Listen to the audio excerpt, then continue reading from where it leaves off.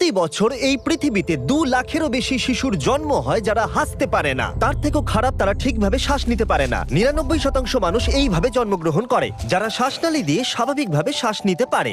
আর বাকি 1% মানুষ এইভাবে জন্ম নেয়, যাদের ঠোঁট বা তালু কাটা থাকে, যা বড় হওয়ার সাথে সাথে তাদের জীবনকে ক্ষতিগ্রস্ত করে তোলে। দরিদ্র অঞ্চলের লোকেদের বেশিরভাগেরই এই সমস্যা থেকে মুক্তি পাবার কোনো উপায় নেই, যার অর্থ হলো হাজার হাজার মানুষ অপারেশনের কোনো সুযোগই পায় না, যার ফলে এরা বড় হয়ে খারাপ পথে গিয়ে সমাজ থেকে বিচ্ছিন্ন হয়ে পড়ে। কিন্তু একটা অর্গানাইজেশন গোটা পৃথিবী জুড়ে এই বিষয়ে একটা বড় পরিবর্তন আনতে মনস্থির করেছে। ইনি হলেন ক্যাথি। 40 বছর আগে আমাকে আর আমার হাজবেন্ডকে বলা হয়েছিল ফিলিপিনে যাওয়ার জন্য।